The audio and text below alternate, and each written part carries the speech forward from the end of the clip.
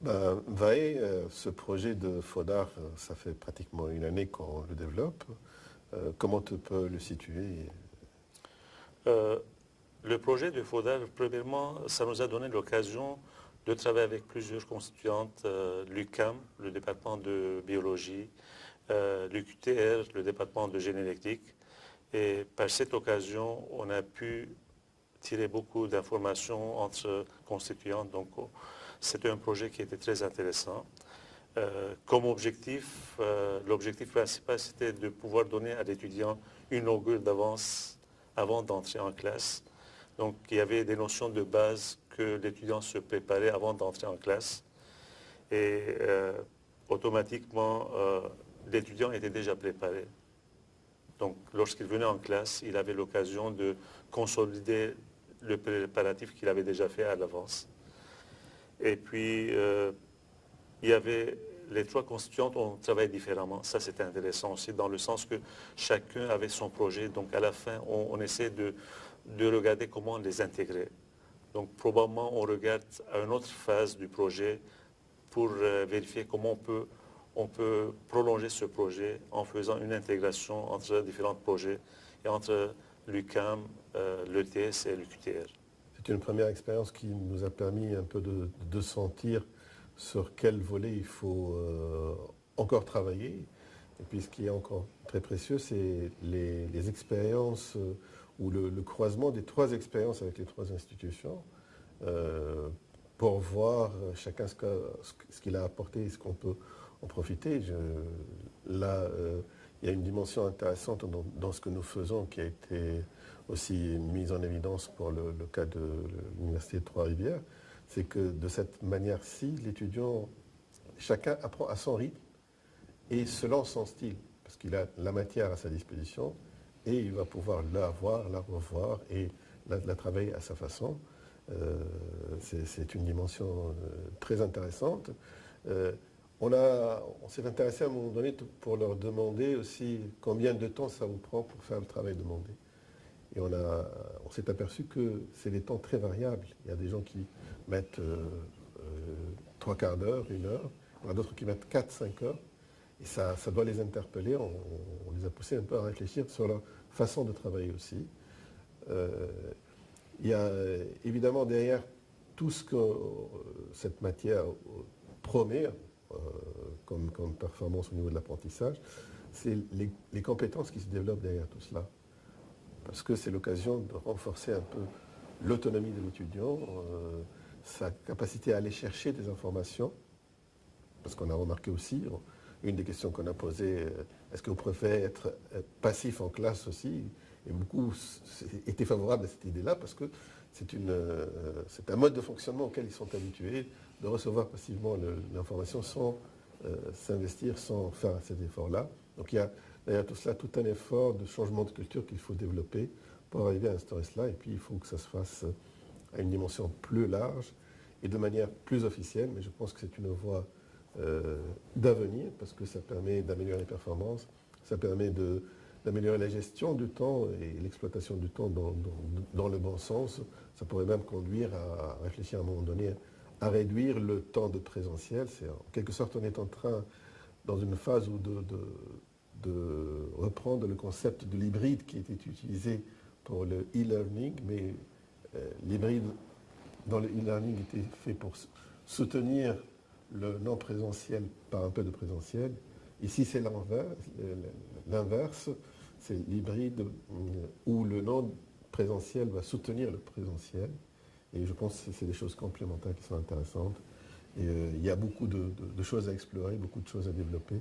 Et on est assez confiant et on voit que cette notion de classe inversée ou de pédagogie inversée va faire son chemin, en plus de laboratoire à distance qui va être dans les années futures une solution généralisée vu l'évolution de la technologie et vu le coût des équipements et le temps nécessaire pour les laboratoires.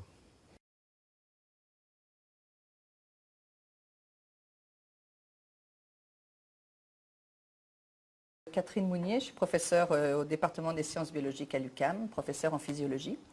Donc, on va vous parler de notre expérience de classe inversée qui a été faite dans un contexte d'un baccalauréat, d'un cours d'apprentissage par problème. Et on s'est concentré sur une partie du cours simplement, donc c'est le cours de physiologie humaine, et juste une partie du cours sur l'aspect cardiovasculaire. Donc on l'a fait en association avec, on l'a fait à deux avec Daniel Lemieux, qui est technicien des laboratoires de physiologie au département. Donc la première expérience qu'on a eue, c'était de rencontrer les étudiants, de leur faire prendre conscience de l'expérience qu'on avait mis en place, dans des groupes de 12. Et chaque groupe était divisé en 3, donc on avait 4 étudiants par groupe. Et ils ont pris en charge leur apprentissage au niveau de leur laboratoire. On leur a fourni l'équipement pour les laboratoires et on leur a expliqué en quoi consistait tout ça, avec de nombreuses réunions avant l'expérience, durant l'expérience et après l'expérience. En fait, l'équipement qu'on leur a fourni, théoriquement, leur permettait de travailler à distance. Ça fait partie du Lab at Home, les expériences à distance. Et on leur assurait un suivi avec Moodle et le courriel s'il y avait quelques problèmes que ce soit pour réaliser leurs expériences. C'est ça. Alors, c'est de petits équipements qu'on peut trimballer chez soi pour faire, entre autres, on était en système cardiovasculaire, alors c'était pour faire les ECG, prise de pression, etc., qui normalement ils le font en laboratoire. Dans les pavillons du CAM, mais maintenant, ils pouvaient le faire à la maison. C'était l'objectif de leur donner encore plus d'indépendance, étant donné que l'APP, c'est déjà un programme où l'Active Learning est en marche, mais on voulait aller un peu plus loin dans le sens de pouvoir faire des expériences chez eux. Avec un protocole, somme toute, un peu allégé, c'est-à-dire qu'ils devaient réfléchir à ce qu'ils allaient faire et non pas étape par étape, expliquer étape par étape ce qu'ils devaient faire. Alors, il y avait un objectif, il fallait qu'ils s'arrangent pour prendre les données qu'il fallait pour répondre aux questions qui allaient suivre, pour ensuite faire un rapport de laboratoire, comme les autres étudiants. Donc, moi, je les ai suivis non seulement durant l'expérience, bon, pas durant l'expérience fait le Labatome, mais durant le fait que je leur donnais le cours en parallèle. Et la satisfaction des étudiants était là.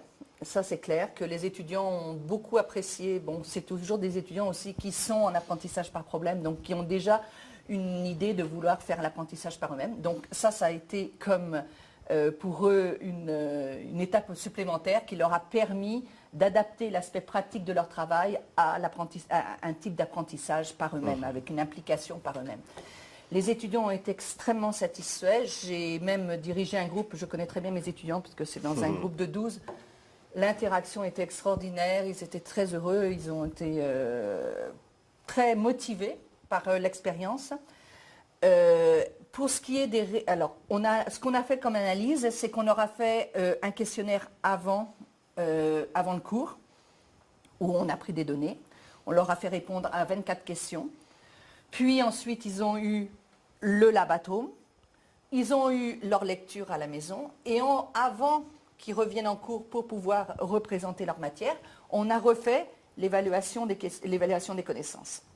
Donc, c'est ce que je vous présente ici, la moyenne pré-analyse, c'est-à-dire que je leur ai donné les 24 questions. Alors qu'ils ne connaissaient rien du sujet. Ils ne connaissaient rien du sujet. Donc, on avait le pourcentage de bonnes réponses était de 35%, ce qui était quand même pas très fort, mais c'était normal, c'était avant le cours.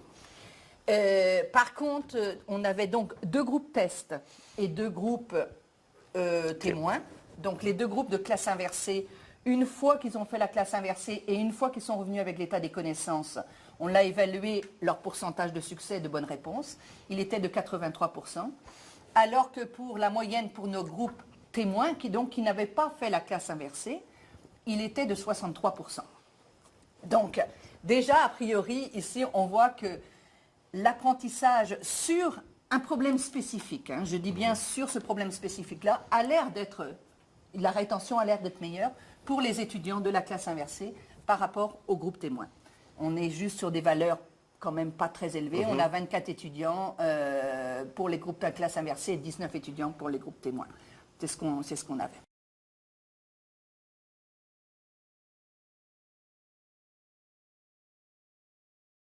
D'une échelle de 1 à 5, 1 étant très satisfait et 5 pas satisfait, on peut voir que la tendance est vers le 1.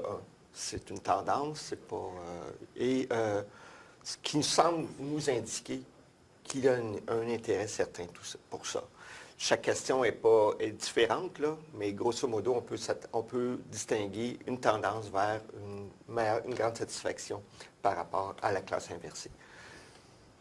Puis, on a fait une analyse, par contre, qui était peut-être un peu moins claire, sur Le temps. les rapports de laboratoire, Oui. les résultats de l'examen.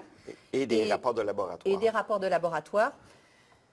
On ne semble pas qu'il y ait une différence majeure entre ceux de la classe inversée et ceux de la classe témoin. C'est sûr qu'on est à 24 et 19. Alors, je pense que c'est un laboratoire qui s'adapte très bien. Le laboratoire qu'on avait, c'est un laboratoire qui s'adapte extrêmement bien à la classe inversée.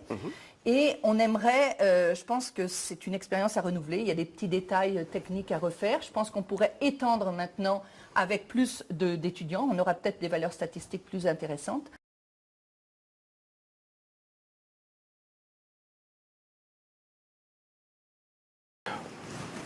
Merci. Bonjour, mon nom c'est Maroussad. Je suis professeur au département de génie électrique. Donc, je m'intéresse surtout à la commande, aux asservissements. Il y a plus qu'une dizaine d'années qu'on a commencé à s'intéresser sur l'aspect d'accès à distance pour les laboratoires. Et cela nous a permis de développer plusieurs projets jusqu'à présent. Le dernier avec un partenariat Université Cégep. Nous avons développé plusieurs projets permettant aux différents partenaires d'échanger des laboratoires ensemble. Donc, surtout s'il y a des équipements lourds, chers, pas facilement accessibles, ça nous permet de les partager. Donc, un des premiers points des accès à distance, c'était le partage d'équipements. Deuxièmement, c'est la flexibilité que ça donne à des étudiants. Donc, si un étudiant se trouve dans une région éloignée ou dans un pays qui n'a pas les moyens, donc on pourra former des groupes où il peut y avoir un partenariat entre différentes universités et partager ces mêmes équipements. Sur place aussi, les étudiants apprécient beaucoup. Ça donne une grande flexibilité, ça leur permet de faire leur laboratoire sans contrainte de temps, sans contrainte d'espace, donc ils peuvent le faire de chez eux. Et ça, on l'a vu dans nos cours, les étudiants apprécient beaucoup cette flexibilité.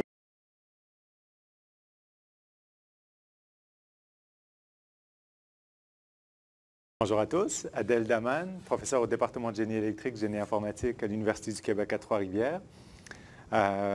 Donc l'expérience par rapport à la classe inversée a été testée dans le cours Sinuosystème linéaire, qui est un cours prérequis à 2 autres cours de spécialisation, à savoir télécommunication et asservissement. Donc un des intérêts que j'avais par rapport à la classe inversée, c'est qu'il y a beaucoup de contenu théorique et il y a aussi des possibilités de montrer beaucoup d'applications. Mais quand on passe toute la théorie, c'est beaucoup plus difficile de dégager du temps pour passer avec des applications. Donc, j'ai discuté avec les étudiants suite à nos réunions et je leur avais parlé de la classe inversée et de la façon qu'on allait le tester avec eux.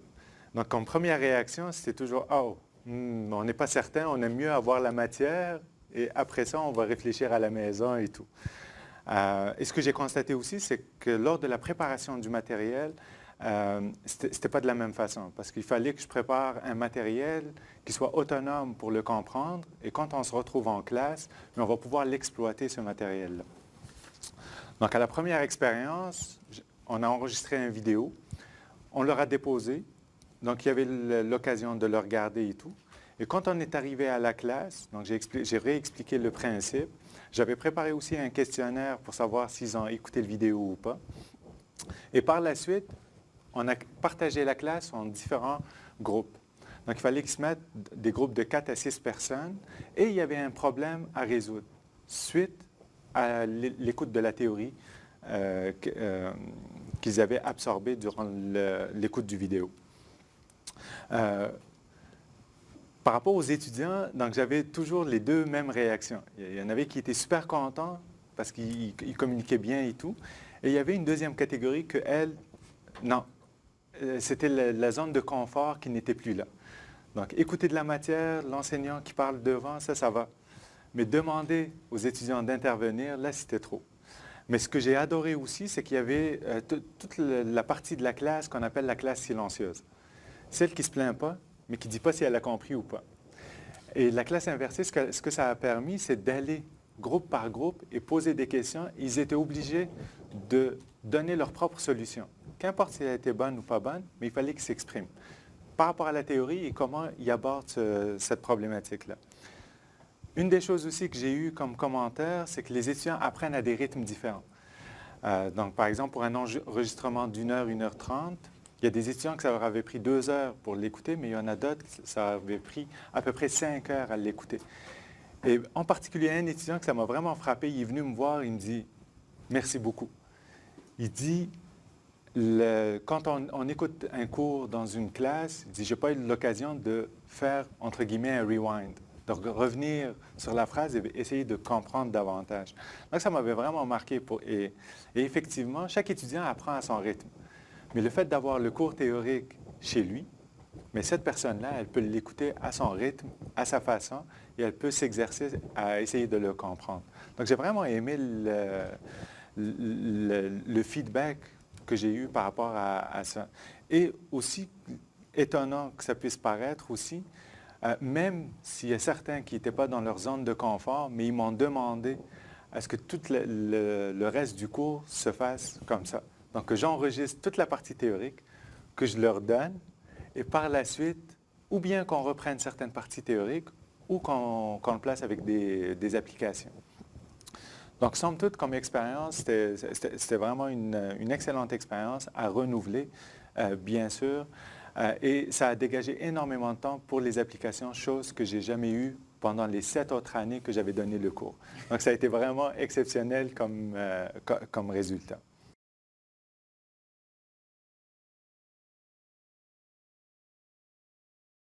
Principalement, l'idée, c'était d'avoir une approche très active. Donc, la classe inversée, on voulait l'utiliser, mais on était chanceux parce qu'on avait déjà un autre projet avec FODAR où on a regardé l'aspect des travaux de laboratoire à distance, en même temps le laboratoire à tronc.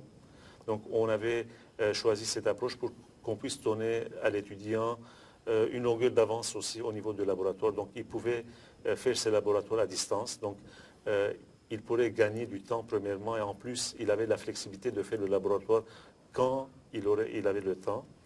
Et ce qui est le plus important, c'est que l'apprentissage devenait très actif. Et on est vraiment convaincu que cet apprentissage actif va permettre la rétention de l'étudiant. Donc, après 2 ans, l'étudiant va se rappeler qu'il a fait du travail par lui-même. Donc, il ne va pas oublier ce qu'il a appris. Oui. Ben, effectivement, là, on a travaillé sur le préparatif de cette phase-là, où on a collaboré pour développer des petites séquences vidéo pour la contextualisation de sujets du cours. Donc, les étudiants, d'ailleurs, ils ont en général apprécié cela. Le cours ne vient pas comme ça dans le vide, mais sur une idée de base qui soulève un problème. Et là, on s'est inspiré aussi des approches de l'APP un peu. Et avec cela, on a mis à la disposition des étudiants des ressources donc sur lesquelles ils vont revenir pour répondre à des questions. Et là, on a élaboré aussi des questions bien orientées sur Moodle, qu'on a utilisé énormément, et c'était un outil clé dans le projet ETS. Les étudiants donc, devaient explorer des ressources et puis répondre à certaines questions attachées à ces parties-là, et automatiquement, on avait une évaluation qu'on pouvait voir et s'assurer que les étudiants sont passés par cette étape et voir un peu comment ils ont répondu là-dessus. Et puis, avec cela, on a mis, justement, en exploitant un peu l'expérience qu'on a de laboratoire à distance, on a mis des petites expériences pratiques qu'ils pouvaient faire sans avoir besoin de grandes connaissances du sujet. c'est manipuler des équipements à distance et prendre des mesures et essayer de les interpréter pour servir par la suite de support, de consolidation au niveau de la séance de cours. La séance de cours, tu peux peut-être parler comment ça se déroule? Réponse.